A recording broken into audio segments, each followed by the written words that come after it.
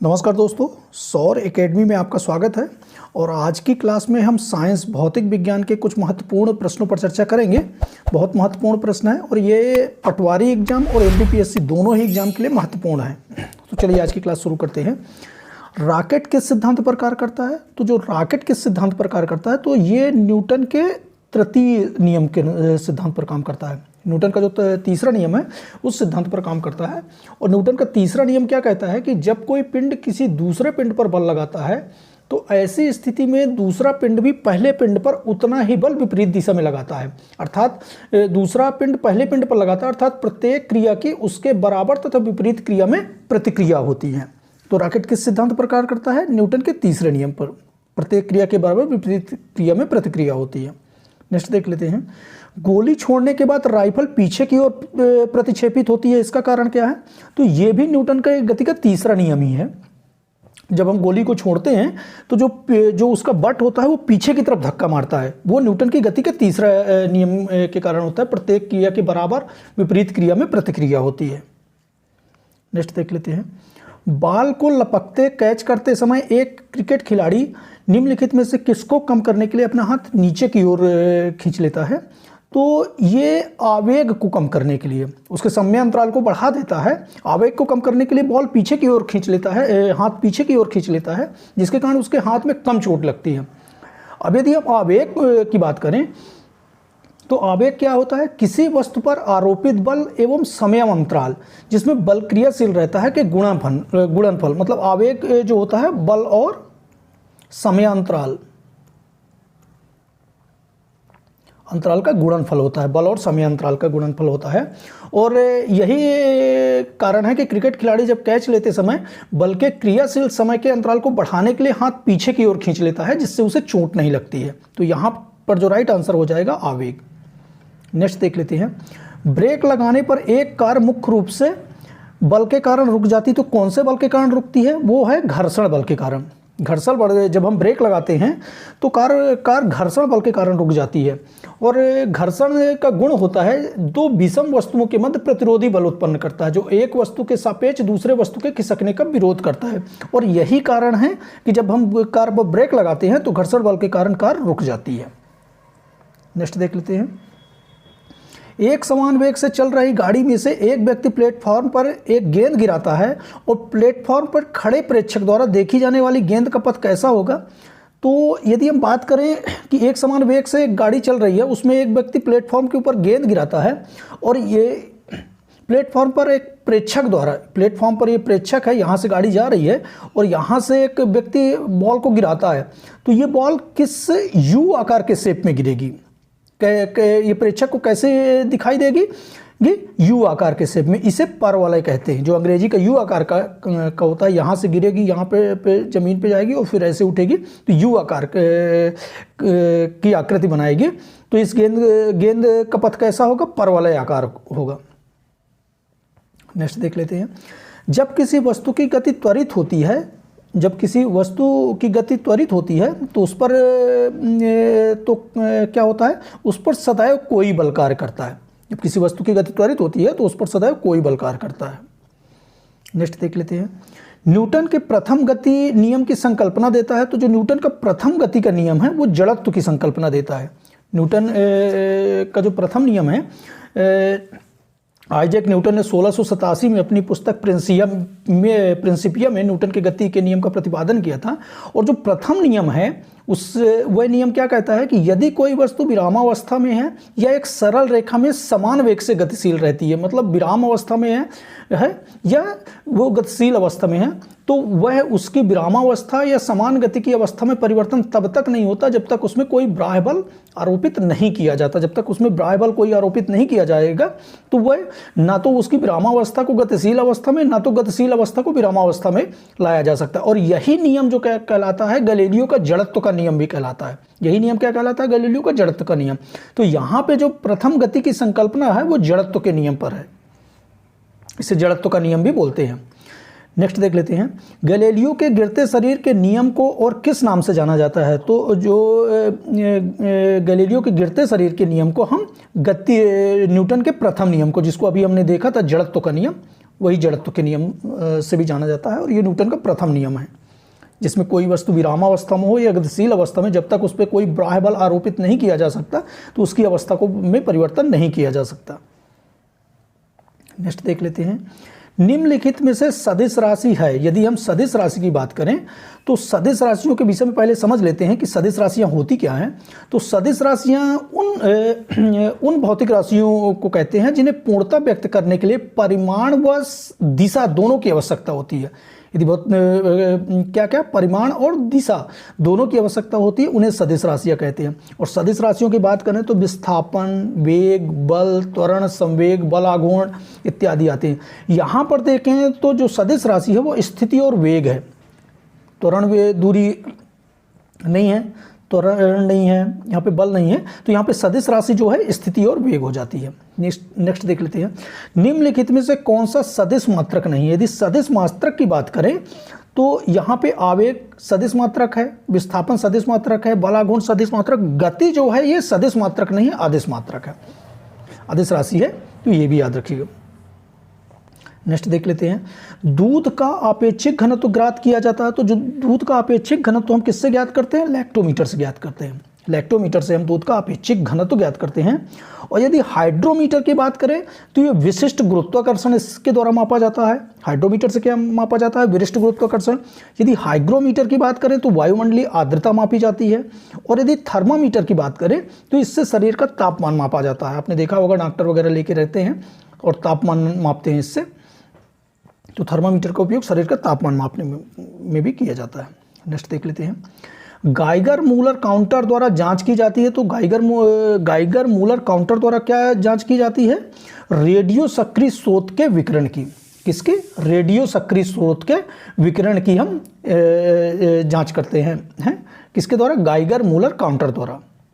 Next देख लेते हैं, निम्नलिखित में से कौन सा यंत्र धातु भट्टियों के अंदर के तापमान को मापने के लिए सबसे उचित है। तो ये है पायरोमीटर। पायरोमीटर से हम उच्च तापमान को मापने का काम करते हैं। और एक फैक्ट और याद रखिएगा, हम सूर्य के विकिरण का भी ताप जो नापते हैं वो पायरोमीटर से ही नापते हैं। मतलब उच्च तापमान जितने जो नापे जाते हैं वो पायरोमीटर की सहायता से नापे जाते हैं, तो ये भी याद रखिएगा। नेक्स्ट देख लेते हैं, मृदा के जल तनाव मापने के लिए प्रयोग किए जाने वाले यंत्र को क्या कहा जाता है। तो ये तनाव मापी है। क्या कहा जाता है, तनाव मापी बोला जाता है। नेक्स्ट देख लेते हैं, निम्नलिखित में से कौन द्रव्यमान की इकाई नहीं है। द्रव्यमान की इकाई नहीं है पूछा है। तो यदि हम देखें तो द्रव्यमान की इकाई पौंड भी है, किलोग्राम भी है, ग्राम भी है, लेकिन डायन जो है ये द्रव्यमान की इकाई नहीं है, बल्कि ये बल की इकाई है। किसकी इकाई है, बल की इकाई, ये याद रखिएगा, डायन। नेक्स्ट देख लेते हैं, बल का मात्रक होता है। तो बल का जो मात्रक होता है वो 1 न्यूटन होता है। बल का मात्रक क्या होता है, न्यूटन होता है। और यदि हम 1 न्यूटन की बात करें तो वो होता है किलोग्राम मीटर पर सेकंड स्क्वायर।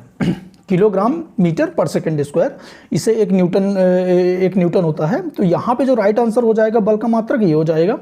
और यदि हम न्यूटन की बात करें तो 1 न्यूटन 105 डाइन के बराबर होता है, तो ये भी याद रखिएगा। यदि हम डाइन के मेजरमेंट पे बात करें तो 1 न्यूटन जो होता है 105 डाइन के बराबर होता है। नेक्स्ट देख लेते हैं, फैराडे किसका मात्रक होता है। तो फैराडे जो होता है वो धारिता का मात्रक होता है। फैराडे किसका मात्रक होता है, धारिता का मात्रक होता है।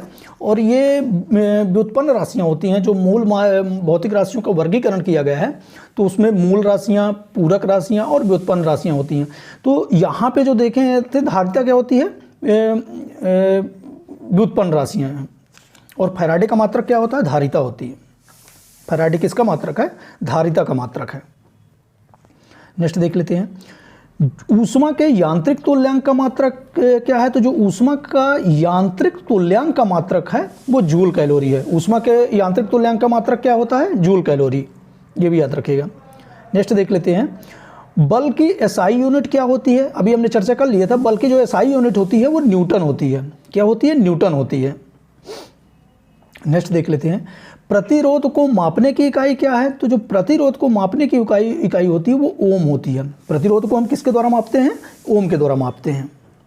नेक्स्ट देख लेते हैं, पृथ्वी से लेकर सूर्य तक की अनुमानित दूरी की लंबाई की यूनिट क्या है? पृथ्वी से लेकर सूर्य तक की जो अनुमानित दूरी मापी जाती है वो उसको किस यूनिट के द्वारा मापी जाती है? तो एस्ट्रोनॉमिकल यूनिट के द्वारा मापी जाती है। किसके द्वारा? एस्ट्रोनॉमिकल यूनिट के द्वारा। नेक्स्ट देख लेते हैं, वायुमंडलीय दबाव को मापने के लिए किस उपकरण का उपयोग किया जाता है? तो जो वायुमंडलीय दबाव को मापने के लिए हमें बैरोमीटर का उपयोग किया जाता है। किसका उपयोग? बैरोमीटर का उपयोग किया जाता है। यदि हम यहाँ पे लैक्टोमीटर की बात करें तो दूध की शुद्धता नापने के लिए, थर्मामीटर की बात करें तो शरीर का तापमान नापने के लिए, मल्टीमीटर की बात करें तो ये कई भौतिक राशियों को मापता है। ये धारा, वोल्टता, प्रतिरोध और निरंतरता। आपने देखा होगा कि जब हम गाड़ी वगैरह चेक कराते हैं तो जो इलेक्ट्रिक के काम होते हैं उसमें एक छोटी सी मशीन लेकर वायरों के साथ उसको कनेक्ट करके मापा जाता है, तो वही मल्टीमीटर होता है। उसमें हम क्या क्या क्या मापते हैं? धारा को माप सकते हैं, वोल्टता, प्रतिरोध और निरंतरता को माप सकते हैं। नेक्स्ट देख लेते हैं, फाउंटेन पेन का आविष्कार किसने किया था? तो फाउंटेन पेन का आविष्कार किसने किया था? लुईस ई वाटरमैन ने। फाउंटेन पेन का आविष्कार किसने किया था? लुईस ई वाटरमैन ने। नेक्स्ट देख लेते हैं, स्टेनलेस स्टील का आविष्कार किसने किया था? तो स्टेनलेस स्टील का आविष्कार किया था हैरी ब्रियली ने। स्टेनलेस स्टील का आविष्कार किसने किया था? हैरी ब्रियली ने। नेक्स्ट देख लेते हैं, अल्फ्रेड नोबेल पुरस्कार की स्थापना करने वाले अल्फ्रेड नोबेल ने किस चीज़ का आविष्कार किया था? तो जो अल्फ्रेड नोबेल जो नोबेल पुरस्कार दिया जाता है वो अल्फ्रेड नोबेल के नाम से दिया जाता है, और इन्होंने डायनामाइट का आविष्कार किया था। किसका आविष्कार किया था? डायनामाइट का। नेक्स्ट देख लेते हैं, APJR स्केल क्या है? तो जो APJR स्केल होता है ये होता है एक नवजात शिशु की भौतिक स्थिति निश्चित करने का स्केल होता है। ये नवजात शिशु जब जन्म लेता है तो 1 से 5 दिन के भीतर ये टेस्ट किया जाता है, और ये APJR स्केल से गर्भ के बाहर जो नवजात शिशु है उसकी भौतिक स्थिति को मापा जाता है कि उसकी भौतिक स्थिति कैसी है। नेक्स्ट देख लेते हैं, पिस्तौल का आविष्कार किसने किया था? तो जो पिस्तौल का आविष्कार किया था वो सैमुअल कोल्ट ने किया था। किसने किया था? सैमुअल कोल्ट ने किया था। नेक्स्ट देख लेते हैं, गुरुत्वाकर्षण नियम की परिभाषा किसने दी थी? तो हमने अभी चर्चा के लिए लिया था, गुरुत्वाकर्षण नियम की परिभाषा किसने दी थी? न्यूटन ने दी थी। गुरुत्वाकर्षण जो नियम की परिभाषा किसने दी थी? वो न्यूटन ने दी थी, और 3 नियम इन्होंने दिए थे। नेक्स्ट देख लेते हैं, समुद्र में अधिकांशतः ज्वार भाटा किस कारण होता है? तो जो समुद्र में अधिकांशतः ज्वार भाटा आता है वो पृथ्वी पर चंद्रमा के गुरुत्वाकर्षण के कारण आता है। पृथ्वी पर जो चंद्रमा का गुरुत्वाकर्षण का प्रभाव होता है उसके कारण ही ज्वार भाटा आता है। नेक्स्ट देख लेते हैं, किसी उपग्रह में किसी अंतरिक्ष यात्री द्वारा यदि चम्मच गिराई जाती तो क्या स्थिति रहेगी? उपग्रह की गति का अनुसरण करेगा। वो चम्मच जो होगा वो उपग्रह की गति का अनुसरण करेगा। ये याद रखिएगा। नेक्स्ट देख लेते हैं, निम्नलिखित में से किस स्थान पर गुरुत्वाकर्षण बल सबसे अधिक होता है?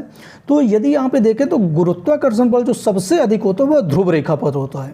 गुरुत्वाकर्षण बल ध्रुव रेखा पर होता है, और यही कारण है कि ध्रुव रेखा पर कोई भी वस्तु, कोई भी पिंड होती है वो सबसे ज़्यादा वजनी होती है, सबसे ज़्यादा उसका द्रव्यमान होता है।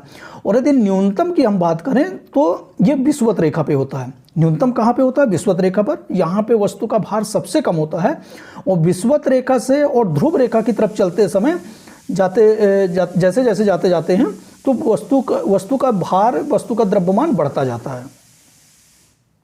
नेक्स्ट देख लेते हैं, पृथ्वी के केंद्र पर किसी वस्तु का द्रव्यमान होगा। पृथ्वी के केंद्र पर किसी वस्तु का द्रव्यमान क्या होता है? शून्य होता है, स्थिर होता है।